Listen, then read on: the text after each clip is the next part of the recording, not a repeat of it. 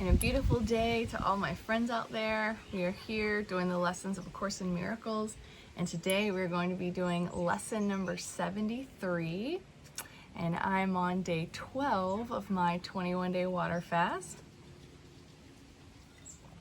Things are just moving right along in life. So let's jump into this awesome lesson today. It's going to build upon what we've been focusing on the past couple of days, and hopefully you're having some new awareness and some breakthroughs with particularly where these lessons are taking you into your mind. So here we go. Lesson number 73. I will there be light. Today, we are considering the will you share with God. This is not the same as the ego's idle wishes, out of which darkness and nothingness arise. The will you share with God has all the power of creation in it. The ego's idle wishes are unshared and therefore have no power at all. Its wishes are not idle in the sense that they can make a world of illusions in which your belief can be very strong. But they are idle indeed in terms of creation. They make nothing that is real. Idle wishes and grievances are partners or co-makers in picturing the world you see. The wishes of the ego gave rise to it, and the ego's need for grievances, which are necessary to maintain it, peoples its figures that seem to attack you and call for righteous judgment. These figures become the middlemen the ego employs to traffic in grievances. They stand between your awareness and your brother's reality. Beholding them, you do not know your brothers or yourself. I think that's really clever how the ego does that, because it's making you the one with the halo on your head, and it's giving justification for you to judge everyone and everything around you.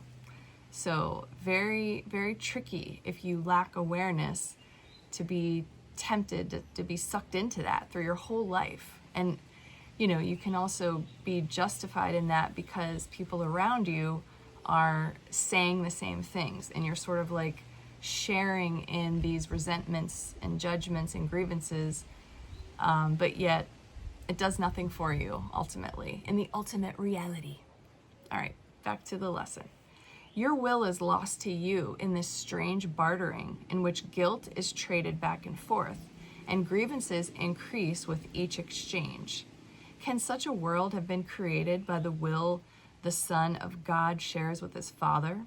Did God create disaster for his Son? Creation is the will of both together. Would God create a world that kills himself? Today we will try once more to reach the world that is in accordance with your will. The light is in it because it does not oppose the will of God. It is not heaven, but the light of heaven shines on it. Darkness has vanished. The ego's idle wishes have been withdrawn, yet the light that shines upon this world reflects your will, and so it must be in you that we will look for it. Your picture of the world can only mirror what is within. Okay, this is a really good one. The source of neither light nor darkness can be found without. Grievances darken your mind, and you look out on a darkened world. Ooh, it's like a Ralph Smart moment. I'm going to read that sentence again. This is a pivotal statement that I think everyone needs to hear and reread, highlight, underline. It's coloring the way that you see the world. And the ego doesn't want you to believe that, because the ego wants you to believe that the world around you is in fact outside of you, and you're just here to judge it. All right, so I'm going to read this again. Grievances darken your mind, and you look out on a darkened world. That's our issue. That's our problem. Forgiveness lifts the darkness, reasserts your will, and lets you look upon a world of light. We have repeatedly emphasized that the barrier of grievances is easily passed and cannot stand between you and your salvation. The reason is very simple. Do you really want to be in hell? Do you really want to weep and suffer and die? Forget the ego's arguments, which seek to prove all this is really heaven. You know it is not so. You cannot want this for yourself. There is a point beyond which illusions cannot go. Suffering is not happiness, and it is happiness you really want. Such is your will in truth. And so salvation is your will as well. You want to succeed in what you are trying to do today. We undertake it with your blessing and your glad accord. We will succeed today if you remember that you want salvation for yourself. You want to accept God's plan because you share in it. You have no will that can really oppose it, and you do not want to do so. Salvation is for you. Above all else, you want the freedom to remember who you really are. Today, it is the ego that stands powerless before your will. Your will is free, and nothing can prevail against it.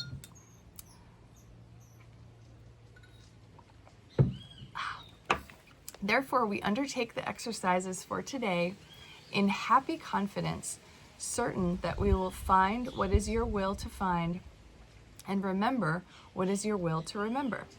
No idle wishes can detain us, nor deceive us with an illusion of strength. Today, let your will be done and end forever the insane belief that it is hell in place of heaven that you choose. We will begin our longer practice periods with the recognition that God's plan for salvation, and only His, is wholly in accord with your will. Is it not the purpose of an alien power thrust upon you unwillingly? It is not the purpose of an alien power thrust upon you unwillingly. It is the one purpose here on which you and your Father are in perfect accord. You will succeed today, the time appointed for the release of the Son of God from hell and from all idle wishes. His will is now restored to his awareness. He is willing this very day to look upon the light in him and be saved. After reminding yourself of this and determining to keep your will clearly in mind, tell yourself with gentle firmness and quiet certainty, I will there be light. Let me behold the light that reflects God's will in mine. Then let your will assert itself, joined with the power of God and united with yourself. Put the rest of the practice period under their guidance. Join with them as they lead the way. In the shorter practice periods, again, make a declaration of what you really want. Say, I will there be light. Darkness is not my will. This should be repeated several times an hour. It is most important, however, to apply today's idea in this form immediately if you are tempted to hold a grievance of any kind. This will help you let your grievances go instead of cherishing them and hiding them in darkness. So when I closed my eyes to do this meditation today, I didn't receive a visual experience, but I got kind of an understanding about the word light. So I will there be light. It was almost like the word light and truth were kind of coming together. And I think that was really being impressed upon me about this lesson, is sometimes the imagery of light, I feel like I have to make myself try to see light. And then I get a little frustrated, it's not happening. And then my ego starts kicking in all these other things about what I have to do today, what time it is, and blah, blah, blah, So this thing of bringing together light and truth is really helping me, because I'm noticing so much how maybe it's just because I'm here and I'm not inundated with the normal world stuff every day. Like literally all I'm doing all day is drinking water and resting. But I can really see the ego and how if a thought comes to my mind, I can tell, oh, that's the ego. Or, oh, that's something to consider that actually could bring me joy and happiness. That's my higher self. That's the Holy Spirit thought system. That's the right mind, whatever you want to call it. You can have names for it. So it's truth, and truth is constant and loving and forgiving and never attacks back. So what I notice is when I start to have these thoughts coming in my mind about anything that is potentially controversial in my own head, and I have the idea that I'm gonna react or respond, or somehow attack back, I know that whole thing is the ego. And I think of that as a waste of my time. And I don't want to ever do that. I don't want to attack back anyone. I don't want to react to people. I want to be able to stand in truth and be compassionate and be loving. Not be a doormat, but not fight back. Like, have the wisdom to know, I see what's happening. Okay. And then whatever I decide to respond with, if it's like a direct one-on-one conversation, or even if it's a thing that's happening in my mind, like a scene playing out in my mind, I want to imagine myself as the one who just stands there and just kind of emanates this frequency of love and wait for the Holy Spirit to tell me, what should I say right now? Because I don't want to attack people ever again. I don't want to judge people ever again. I don't want to judge places, things, anything. Like I realize, like, that's the truth part that I'm talking about. I will there be light. Well, I will there be truth. And I want to be the truth. And I want to be this sort of beacon of truth and light in my life. And I want to have that help. I mean, so it's sort of like I don't want to get into it, but I was kind of struggling with something yesterday. It was on my mind, and every thought that came to me that was making me more upset and spinning me up, I knew it was being delivered from the ego, and it was wanting me to be worried and obsessed and depressed and regretful. And I just kept asking the Holy Spirit, please help me respond to this conversation in my head that wants to draw me down into darkness. And finally I got, and not like it took a long time, but I got an answer. And it did soothe me. Like, there's still a little bit of a soreness in this topic, but it did soothe me enough to be like, oh, okay, that's right. It was basically, the earth is a planet for learning for all beings, and our bodies are learning devices, and therefore we need not obsess about them, but we must know that the ego attempts to fully inhabit it and speaks out of the mouth all these things that are based on untrue beliefs. So when you hear other people saying things to you, you can bet that it's coming from the ego if it's, abrasive or prickly. So anyway, without getting into details, I had the opportunity to be that beacon of light and truth and stillness and calmness and quietness. Now, that may not happen in a one-on-one personal situation. Like, I don't know. Again, I'm in this container of beauty and paradise right now, but it's given me the opportunity to reflect so much on my own mind and how I want to be in the world and who I want to be in the world, which I think is closer to who I truly am, as opposed to, this ego-driven, shaky ground person that I know I've been in the past. So anyway, I hope that you are all doing wonderful with these lessons, and that maybe helps you a little bit, and you do your meditations and see what comes from it.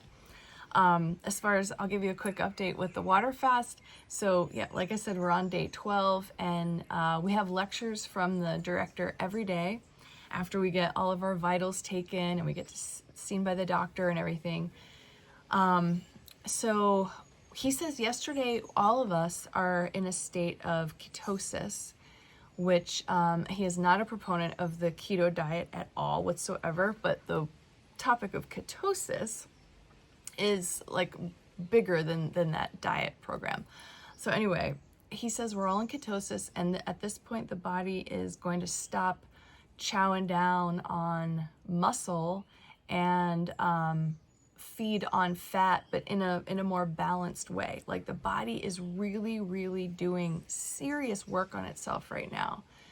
And essentially the whole purpose of drinking all this water is to rehydrate waste material in your body, which could be in your small intestine, which generally is in your small intestine, but also all throughout the body. Wherever the body stores toxins or any foreign materials, you're drinking all this water so that the body is getting something in, a material to use to go collect up all that junk and put it through your different processes of elimination out of the body. And I mean, that's mostly it. And anything foreign could be things that are causing you discomfort, inflammation, any diseases, you know, anything that doesn't belong, that wasn't naturally part of the body's going after, because it doesn't have to spend all this time digesting the food that you're eating or reacting to the stimulants that you're putting in your body. So that's the whole purpose. You know, the water fasting, it's definitely not like a huge spiritual experience in the sense that I have to constantly drink water. I drank 15 glasses of water yesterday. Just like that, sipping slowly.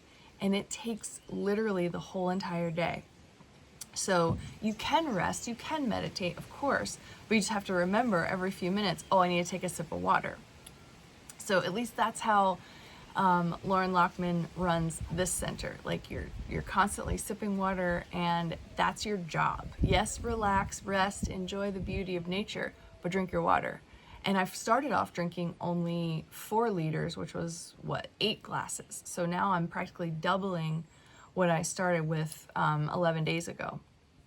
So yeah, that's what we're doing here. And I would say, for those of you that know me, of all the health initiatives and travels and studies that I've done in the past several years, and I'm a certified Institute for Integrative Nutrition health coach. So I've been studying this stuff really deeply since 2014. This process, I believe, and I'm not even finished with it yet, but I believe this is like the quintessential healing modality. And from what Lauren says, and again, he reminds us, he's been here at this center for 28 years. He's fasted in his whole career, which is over 30 years, more than 10,000 people. And people have come to him with terminal diseases and walked out of here. People have come here. He gave us a story yesterday. A woman with fibromyalgia had to have a wheelchair bringing her in. And when she was in her refeeding period, she was jumping on the trampoline. So like the things that he's seen are what you would maybe consider miraculous, but it's really just very simple. The body is a machine. It's an electrical machine. And when you put spring water into it only, it actually turns on its own ability to reset itself to like the factory setting. And it will chow down on and get rid of anything that's foreign, anything that's not meant to be there. And I can't think of anything else that actually does that, because everything else we take is merely addressing symptoms and not actually addressing the root cause. The body is the only one that can address the root cause.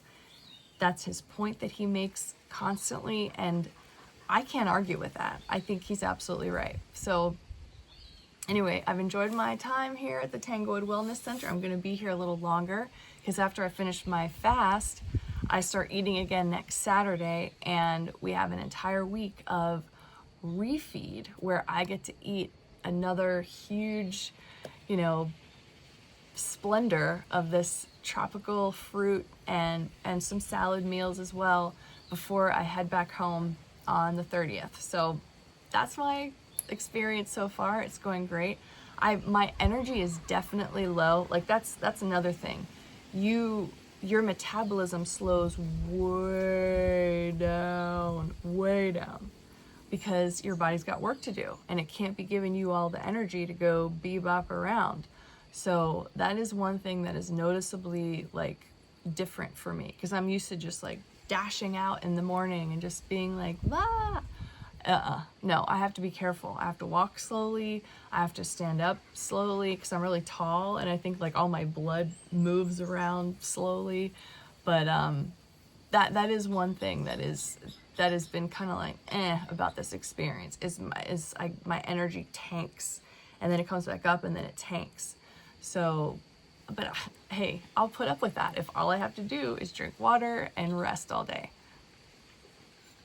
I don't need any energy to do that. So that's my update for you. I will there be light for you. I will there be truth for all. And I'll see you back here again tomorrow.